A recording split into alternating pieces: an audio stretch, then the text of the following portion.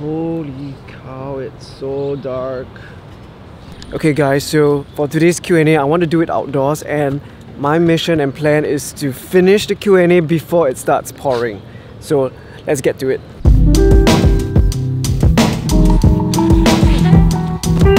Alright, so a couple of months ago, I actually asked you guys to send in your questions for me to answer, and on the previous Q&A, I actually didn't manage to answer about half of them because yeah, it was a lot of questions. So right now I'm going to answer kind of like the rest of your questions, and this one is more tailored towards like filmmaking and stuff like that. So let's get started. Okay, very first question by Derugo. How did you get started with vlogging, vlogs, etc.? And okay, so if you're talking about like vlogging in specific, right, I only started vlogging properly back in 2016. So right now we are at the Osaka Castle.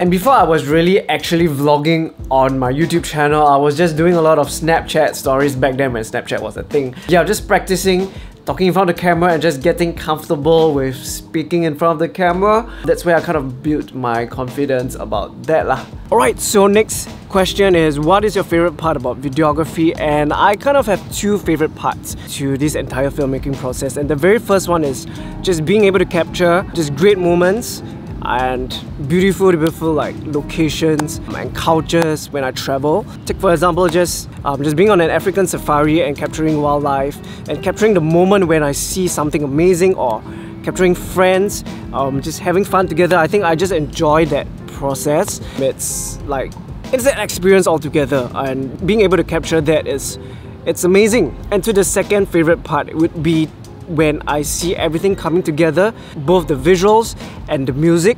I mean, music, you guys know how hard is it to like find good music, and not only to find good music, but find good music that fits the visuals, and when that really fits together really beautifully, and that is the part where I feel really fulfilled. Okay, next question by T Zixuan. And what are some tips you'd like to give for people starting out in filmmaking? And you've probably kind of heard this already, but I would say to go through this whole process of watching, doing, learning, and then repeat. So by watching, I mean like just watch lots of videos, lots of films, and pick out things that you like about them and things that you don't like about them. And then after that, moving on to the do, which is the most important part. You have to do, you have to consistently carry out and execute projects, because this is the only way that you will truly learn. And then after that, learning after you have done the project.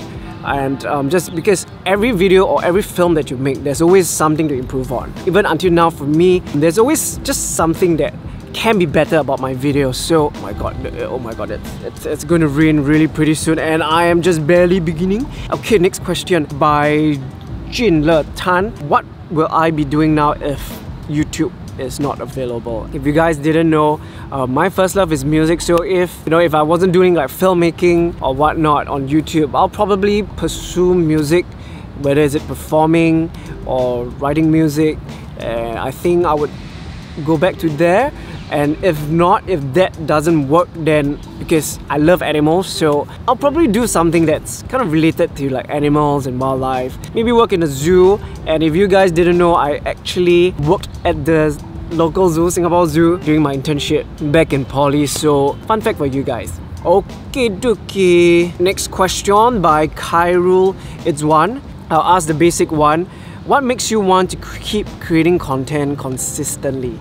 The key thing if you want to do things consistently is to be committed. Like, you have to be committed to it. But you still gotta commit! And set a schedule or a deadline for it. Having these two things really helps me to push when I feel utterly uninspired. I mean, the passion is part of it, but I think commitment and deadlines really help you to execute and make sure that you just do consistently. Okay, damn it, it is starting to rain and I'm still not done. Alright, so next question by Paul. Shit, my screen is like wet. Palma Tembunan. Hola Sean, where is your next travel, and can I challenge you to do a daily cinematic vlog for 1 week? Damn it, I told myself I would never do a daily vlog because that really Okay, it's started because it's really not for me. I mean, I'm trying to do like just weekly videos and I'm really struggling with that to be consistent with my weekly uploads. So daily vlogs really ain't my thing, but I may consider it as just a short challenge for myself. Who knows, it might happen one day. And yep, my next travel would be to Hiroshima with KG. Okay, so next question by R Travels. Sean, what picture profile did I use for my vlogs on my Sony camera? Okay, I'm speaking really fast because it's raining right now. So I use Cine 4 Pro Color. Okay, that's my picture profile. Okay, next one. Oh my god, it's pouring! I need to... Next one by Mar Laney. What camera do I recommend for a person who is going to pursue photography and video in poly soon and is under a certain budget?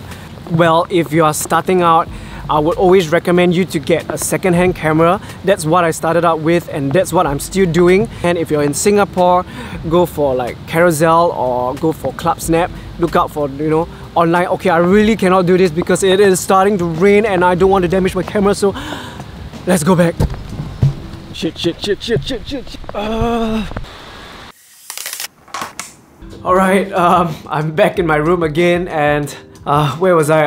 If you were to ask me what kind of camera brand and model, I mean, if you are comfortable with Canon, then you can maybe go with the Canon 80D.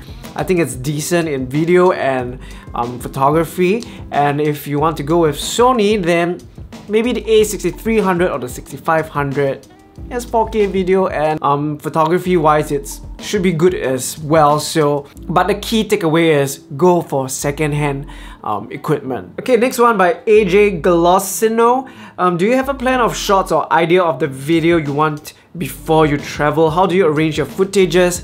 Yes and no. Okay, so for travel videos, right, I usually just like to plan like what kind of vibe am I going for. Is it going to be like fun, epic, fast-paced kind of music, or is it going to be like, you know, cinematic kind of stuff? So I just try to get a feel and vibe of that, and then after that usually I will only plan the intro because the intro is kind of like the most important thing. They say like the first 20 seconds of your YouTube video is the most important. It's where viewers decide whether they want to stay or they want to leave. So I usually try to make my intros a little bit more interesting. Then what goes on in the middle is basically like the experiences, and then maybe sometimes an outro, but basically, yeah, the main thing that I plan for is the kind of shots that I roughly would like to get and also my intro. And how do I arrange my footages? It's really hard to say, to tell how I arrange my footages. Oh, last one by Choconut. How long did it take for me to become adept at videography and photography? It seems like my aesthetic eye is severely lacking even though I try very hard. Okay, so I don't really have a set period where, you know, like I reach a mark where I say like, oh, I am great in photography and videography. I am there already.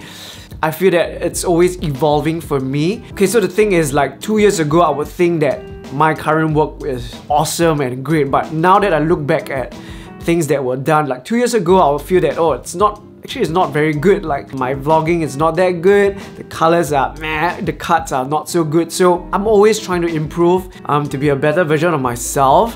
It really takes a lot of work. So some people have it easier, some people take a longer time to develop that eye, but if you work at it, eventually you will get to there. So just keep working at it, alright? Oh, lastly, how do you build a following on YouTube? I mean, I don't think I'm the right person to say how do you build a following on YouTube because I'm still considered a very small creator, but again, I am very grateful for this small community that I've kind of garnered through the years. So if I were to give an advice is, basically you would want to find a niche that you are passionate about or good at, and then you work towards creating value for others, whether it's informational value or entertainment value, and slowly but surely people would follow along. Although that shouldn't be your focus, it's really all about creating value for others. Try not to do too many things, like don't do like music and then like